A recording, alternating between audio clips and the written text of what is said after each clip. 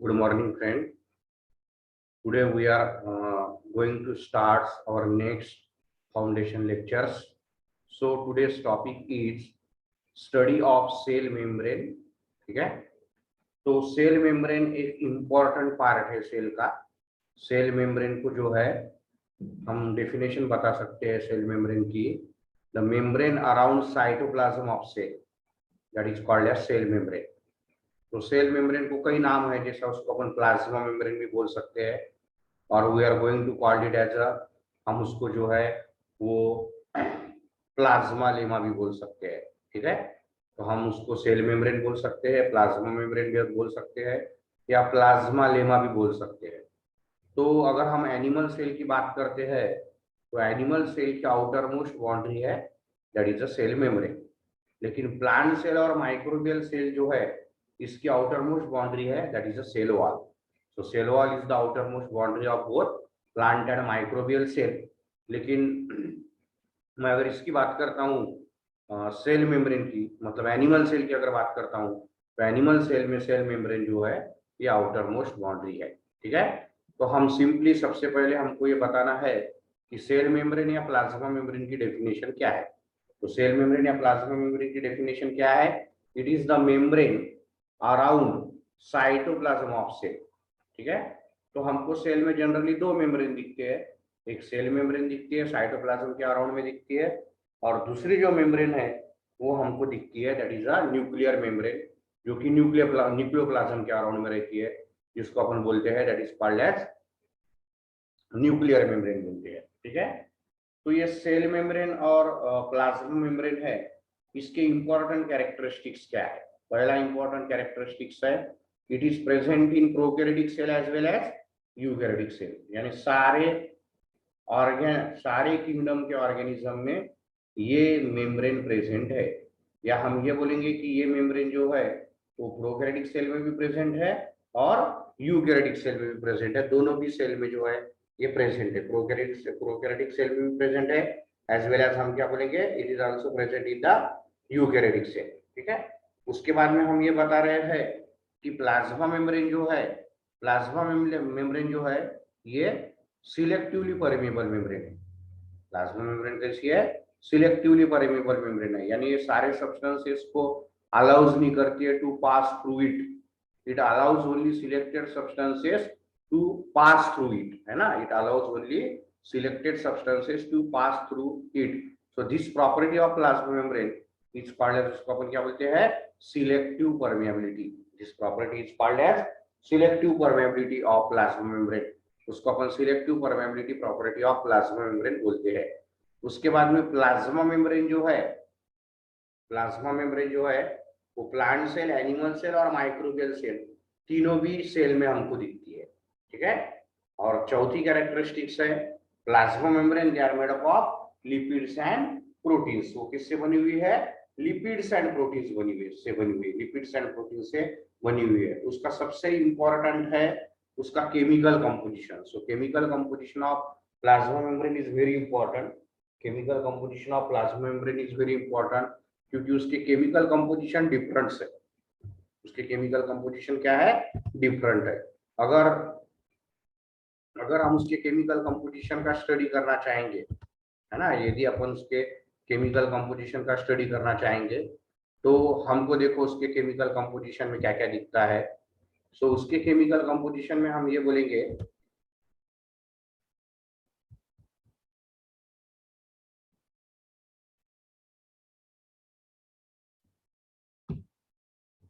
उसका अगर हम केमिकल कंपोजिशन देखते हैं तो this is the chemical composition of cell membrane. ये क्या है? केमिकल कंपोजिशन ऑफ क्या है? सेल मेम्ब्रेन है. तो देखो सेल मेम्ब्रेन या प्लाज्मा मेम्ब्रेन का केमिकल कंपोजिशन, उसमें क्या क्या बताया गया है. तो सबसे पहले आप ध्यान में रखना कि इसमें जो है बाइलेयर लिपिड है, बाइलेयर लिपिड है और प्रोटीन की लेयर है. यानी वो जनरली 3 लेयर की बनी हुई रहती है. 3 लेयर की बनी हुई रहती है, एक प्रोटीन लेयर और 2 बाइलेयर लिपिड. ठीक है, 2 बाइलेयर लिपिड और एक है प्रोटीन लेयर की है. तो ये जो है ये यहाँ से यहाँ तक ये एक लेयर है लिपिड की और ये दूसरी लेयर है, ठीक है, ये सेकंड लेयर है। तो और ये जो है ये प्रोटीन्स है ना। तो इसमें जो है प्रोटीन्स प्रेजेंट रहते हैं। इसमें दो टाइप के प्रोटीन्स प्रेजेंट रहते हैं, है ना। एक रहते हैं इंटीग्रल प्रोटीन और एक रहते हैं peripheral protein. So there are two types of proteins, they are mostly present in the cell membrane और प्लाज्मा मेम्ब्रेन। तो हम बता रहे हैं, एक बता रहे हैं हम इंटीग्रल प्रोटीन, एक प्रोटीन को हम कौन सा प्रोटीन बोल रहे हैं, इंटीग्रल प्रोटीन बोल रहे हैं, और एक प्रोटीन को हम क्या बोल रहे हैं, पेरिफेरल प्रोटीन बोल रहे हैं। तो इंटीग्रल प्रोटीन यानी क्या, इंटीग्रल प्रोटीन यानी ऐसे प्रोटीन कि जो बाइलेयर लिपिड के बीच में प्रेजेंट है, उसको अपन बोल रहे हैं that is called as, we are going to call it as a integral protein. उसको अपन क्या बोलते हैं, इंटीग्रल प्रोटीन बोलते हैं। और ये जो है ये पेरिफेरल प्रोटीन है। तो पेरिफेरल प्रोटीन यानी क्या, जो proteins on the surface of bilayer lipid present है, so that protein they are called as, उसको अपन क्या बोलते हैं, पेरिफेरल प्रोटीन बोलते हैं। और इसके अलावा इसमें और दो टाइप के प्रोटीन होते हैं, एक होते हैं ग्लोबुलर प्रोटीन और एक होते हैं प्रोटीन चैनल, है ना, कि प्रोटीन चैनल। तो ये जो है इस पे प्रोटीन चैनल्स भी जो है वो प्रेजेंट रहते हैं। अब इनके जो प्रोटीन्स है या इनके जो लिपिड्स है, इनका ये इंपॉर्टेंट कैरेक्टरिस्टिक्स है कि उसको कार्बोहाइड्रेट्स बाइंड रहते हैं। तो यदि कार्बोहाइड्रेट्स यदि प्रोटीन को बाइंड रहते हैं तो उसको अपन क्या बोलते हैं, तो ग्लाइकोप्रोटीन्स बोलते हैं। और यदि कार्बोहाइड्रेट लिपिड्स को बाइंड रहते हैं तो उसको अपन क्या बोलते हैं, ग्लाइकोलिपिड बोलते हैं, that is called as glycolipid. So this is a chemical composition of cell membrane और प्लाज्मा मेम्ब्रेन। ये केमिकल कंपोजिशन है सेल मेम्ब्रेन और प्लाज्मा मेम्ब्रेन का।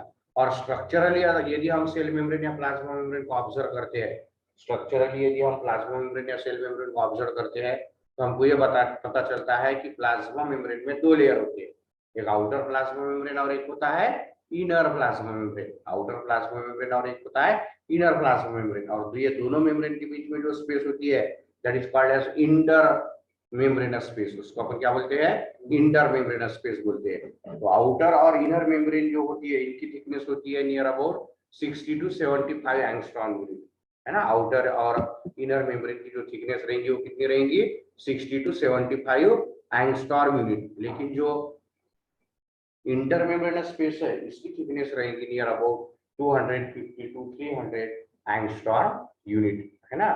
तो ये है that is a important point and this is a chemical composition of cell membrane और plasma membrane. अब सेल मेम्ब्रेन और प्लाज्मा मेम्ब्रेन के कई इंपॉर्टेंट फंक्शंस है, सेल मेम्ब्रेन और प्लाज्मा मेम्ब्रेन के कई इंपॉर्टेंट फंक्शंस है। तो क्या क्या इंपॉर्टेंट फंक्शंस है, तो पहला उसका इंपॉर्टेंट फंक्शंस है, हम ये बोलेंगे कि it act as a selectively permeable membrane. तो कौन सा परमेबल मेम्ब्रेन बोलकर एक्ट कर रहा है, सिलेक्टिवली परमेबल मेम्ब्रेन। तो सिलेक्टिवली परमेबल मेम्ब्रेन यानी क्या, सारे सब्सटेंसेस को अलाउस करेगा क्या वो पास होने के लिए, नहीं करेगा। सारे सब्सटेंसेस को अलाउस करेगा क्या, नहीं करेगा। कुछ सिलेक्टेड सब्सटेंसेस को वो पास होने के लिए क्या करेगा, अलाउस करेगा। So that property is called as, उसको अपन क्या बोलेंगे, सिलेक्टिवली परमेबल मेम्ब्रेन। दूसरा इंपॉर्टेंट फंक्शन है इसका प्लाज्मा मेम्ब्रेन का, it helps in the transport of substances. It helps in the transport of substances. अब transport of substances या substances के transport के दो टाइप है, एक है that is called as active transport और एक है अपन क्या बोलते हैं that is called as passive transport. So active transport और passive transport जो है, active transport और passive transport में क्या difference है, active transport यानी क्या, transport of various substances, transport of various substances from lower concentration to higher concentration, यानी सब्सटेंसेस की मूवमेंट अगर लोअर कॉन्सेंट्रेशन से हायर कॉन्सेंट्रेशन की तरफ हो रही होंगी तो उसको अपन कौन सा ट्रांसपोर्ट बोलते हैं, एक्टिव ट्रांसपोर्ट बोलते हैं। या जिस ट्रांसपोर्ट को एनर्जी लगती है उसको अपन क्या बोलते हैं, एक्टिव ट्रांसपोर्ट बोलते हैं। अब जिस प्रोसेस को एनर्जी लगती है वो प्रोसेस कैसी रहती है, फास्ट प्रोसेस रहती है। So these are the important characteristics of active transport, है ना। तो हम ये बोलेंगे कि प्लाज्मा मेम्ब्रेन ने दोनों टाइप का ट्रांसपोर्ट करता है, एक्टिव ट्रांसपोर्ट भी करता है और कौन सा ट्रांसपोर्ट करता है, पैसिव ट्रांसपोर्ट भी करता है। So what is the difference between active and passive transport, तो एक्टिव ट्रांसपोर्ट किसको बोलेंगे, कि transport of substances from lower concentration to higher concentration. अगर सब्सटेंसेस की मूवमेंट अगर लोअर कॉन्सेंट्रेशन से हायर कॉन्सेंट्रेशन की तरफ हो रही होगी तो उस ट्रांसपोर्ट को अपन कौन सा ट्रांसपोर्ट बोलते हैं, that is called as active transport. या जिस ट्रांसपोर्ट को एनर्जी लगती है या जो ट्रांसपोर्ट फास्ट होता है उसको अपन बोलते हैं एक्टिव ट्रांसपोर्ट, ठीक है। दूसरे टाइप का ट्रांसपोर्ट है that is called as passive transport. Second type का ट्रांसपोर्ट कौन सा है? Passive transport. पैसिव ट्रांसपोर्ट किसको बोलते हैं अपन?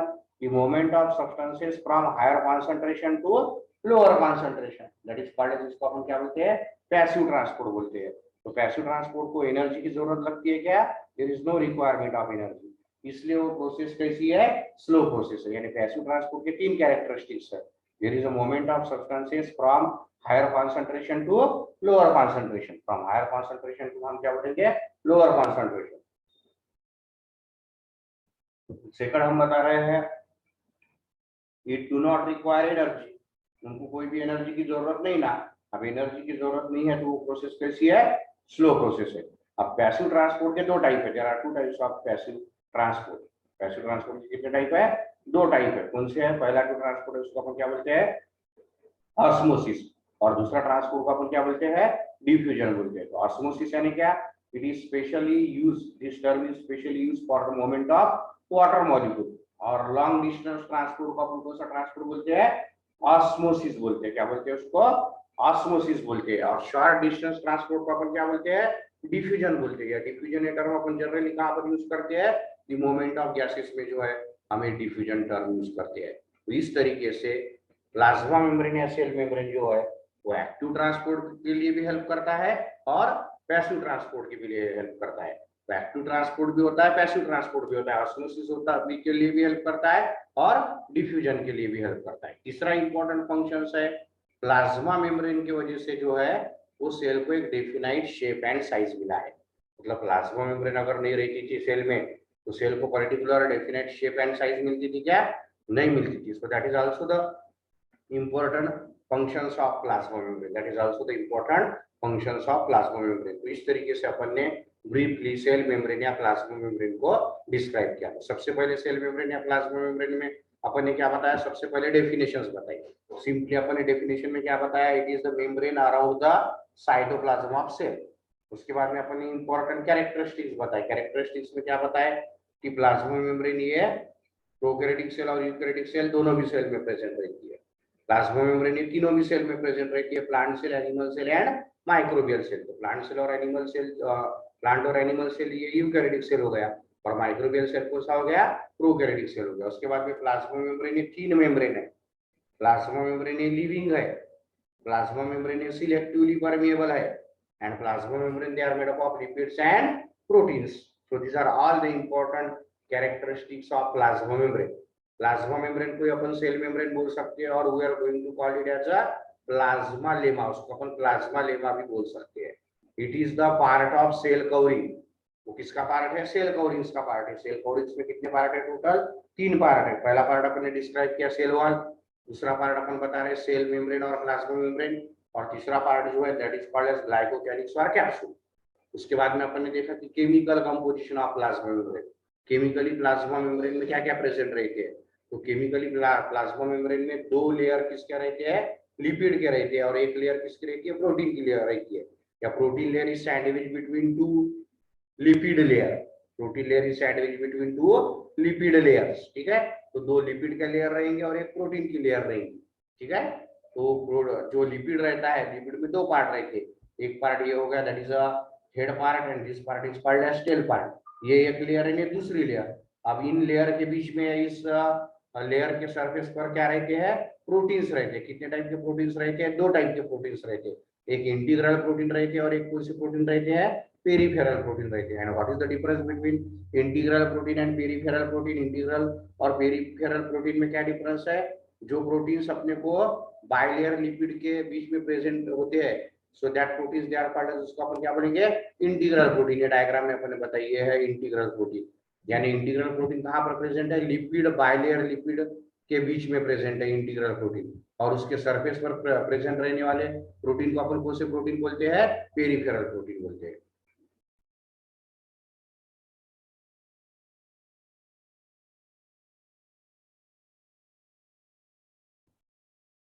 तो उसके सरफेस पर जो प्रेजेंट होते हैं उसको अपन कौन से प्रोटीन बोलते हैं? पेरिफेरल प्रोटीन बोलते हैं। इसके अलावा उसमें और दो टाइप के प्रोटीन होते हैं। कौन कौन से दो टाइप के प्रोटीन होते हैं? एक ग्लोबुलर प्रोटीन होता है और एक चैनल प्रोटीन होता है।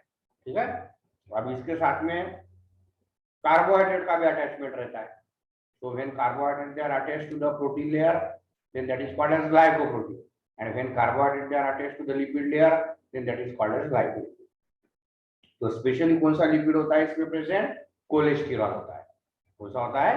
कोलेस्टेरॉल होता है। ध्यान में रखिएगा, एक फॉस्फोलिपिड बोल सकते हैं आप, या फिर कोलेस्टेरॉल स्पेशली सेल मेम्ब्रेन या प्लाज्मा मेम्ब्रेन में प्रेजेंट रहता है। तो अब उसका अगर अपन इलेक्ट्रॉन, नेक्स्ट पॉइंट अपन एक्सप्लेन कर सकते हैं, electron microscopic structure of cell membrane. तो सेल मेम्ब्रेन को अगर अपन अंडर इलेक्ट्रॉन माइक्रोस्कोप यदि देखा, सेल मेम्ब्रेन को यदि हम इलेक्ट्रॉन माइक्रोस्कोप के अंदर देखते हैं, तो सेल मेम्ब्रेन को अगर हमने इलेक्ट्रॉन माइक्रोस्कोप के अंदर अगर देखा, तो सेल मेम्ब्रेन में हमको मेनली 3 पार्ट मिलते हैं। एक आउटर प्लाज्मा मेम्ब्रेन की लेयर मिलती है, एक इनर प्लाज्मा मेम्ब्रेन की लेयर मिलती है, और दोनों के बीच में क्या प्रेजेंट रहता है? इंटर मेम्ब्रेनस स्पेस प्रेजेंट रहता है। क्या प्रेजेंट रहता है? इंटर मेम्ब्रेनस स्पेस प्रेजेंट रहता है। तो outer plasma membrane, inner plasma membrane. तो प्लाज्मा मेम्ब्रेन की जो आउटर लेयर रहेगी उसको अपन क्या बोलेंगे? That is called as outer plasma membrane. उसकी जो इनर मेम्ब्रेन रहेगी उसको अपन क्या बोलेंगे? इनर प्लाज्मा मेम्ब्रेन बोलेंगे। और दोनों के बीच के स्पेस को अपन क्या बोलेंगे? That is a inter membranes space. That is a inter membranes space. तो ये हो गया electron microscopic structure of plasma membrane. Electron microscopic structure of plasma membrane. अब electron microscopic structure of plasma membrane देखने के बाद में अपन नेक्स्ट पॉइंट हमारा क्या रहेगा? That is the functions of plasma membrane. प्लाज्मा मेम्ब्रेन रहने के बाद में क्या हो सकता है, या प्लाज्मा मेम्ब्रेन एब्सेंट रहने के बाद में क्या हो सकता है? तो प्लाज्मा मेम्ब्रेन के डिफरेंट फंक्शंस है। उसका पहला इंपॉर्टेंट फंक्शंस है, they are the selectively permeable membrane, यानी वो सारे सब्सटेंसेस को अलाउज करती है कि टू पास थ्रू इट। नहीं, कोई सिलेक्टेड सब्सटेंसेस को ही अलाउज करती है टू पास थ्रू इट। ठीक है। देन उसका नेक्स्ट फंक्शन है that is the transport of various substances. तो ट्रांसपोर्ट 2 टाइप के होते हैं, एक है एक्टिव ट्रांसपोर्ट और एक है पैसिव ट्रांसपोर्ट। तो एक्टिव ट्रांसपोर्ट किसको बोलते हैं अपन?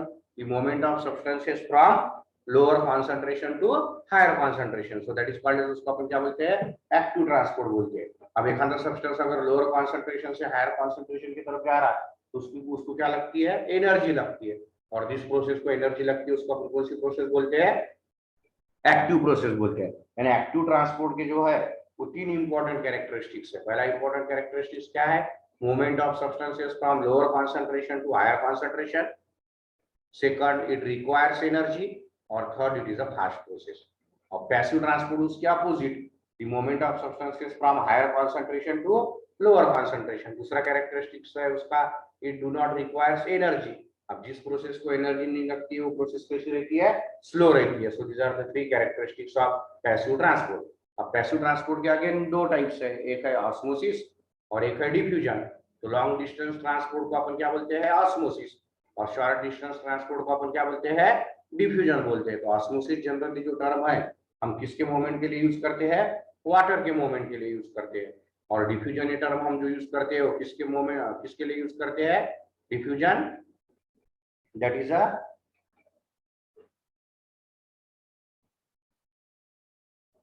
डिफ्यूजन हम किसके लिए टर्म यूज करते हैं? That is a short distance transport. और गैसेस के मूवमेंट के लिए हम जनरली डिफ्यूजन पर डिफ्यूजन टर्म यूज करते हैं। और ये दोनों भी टाइप का ट्रांसपोर्ट के लिए जो है वो प्लाज्मा मेम्ब्रेन हेल्प करती है। अब नेक्स्ट है प्लाज्मा मेम्ब्रेन का तीसरा इंपॉर्टेंट फंक्शन। तो प्लाज्मा मेम्ब्रेन का तीसरा इंपॉर्टेंट फंक्शन ये है, अगर प्लाज्मा मेम्ब्रेन नहीं रहती थी तो सेल को एक डेफिनाइट शेप एंड साइज मिलता था क्या? नहीं मिलता था। सो that is the third function of plasma membrane. यानी प्लाज्मा मेम्ब्रेन में हमने क्या क्या पॉइंट डिस्क्राइब किए? पहला पॉइंट डिस्क्राइब किया डेफिनेशन ऑफ प्लाज्मा मेम्ब्रेन और सेल मेम्ब्रेन। पहला पॉइंट हमने क्या डिस्क्राइब किया? डेफिनेशन ऑफ प्लाज्मा मेम्ब्रेन और सेल मेम्ब्रेन। दूसरा इंपॉर्टेंट पॉइंट हमने ये डिस्क्राइब किया characteristics of plasma membrane, characteristics of plasma membrane. तीसरा इंपॉर्टेंट पॉइंट हमने ये डिस्कस किया chemical composition of plasma membrane. प्लाज्मा मेम्ब्रेन की केमिकल कंपोजिशन क्या क्या है ना? Chemical composition of plasma membrane.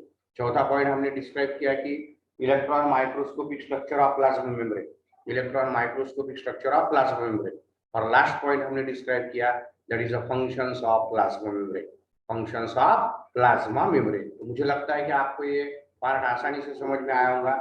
इसमें हार्ड कुछ भी नहीं है। इसमें सबसे इंपॉर्टेंट है उसके केमिकल कंपोजिशन और उसके फंक्शंस। अगर आपको केमिकल कंपोजिशन और फंक्शंस यदि प्रॉपर्ली बताते आ गए, इसमें ऐसा कोई भी डिफिकल्ट पॉइंट नहीं ना। But this part is very very interesting because it is one of the important part of cell covering. Cell covering का एक important part है, that is a plasma membrane या cell membrane. तो मुझे ऐसा लगता है कि इस टॉपिक में ऐसा हार्ड कुछ भी नहीं है, आप इसको आसानी से समझ लोगे.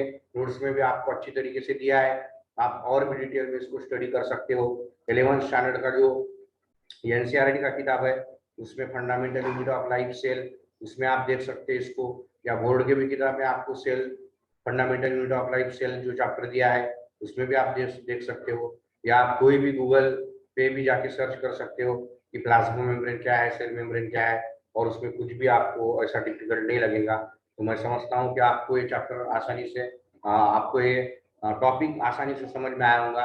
इसमें कुछ अगर डिफिकल्टीज आपको है तो यू कैन आस्क मी. ठीक है, तो आप मुझे जो है वो पूछ सकते हो. If you have any doubts then you can post your doubts in the comment box. So thank you for watching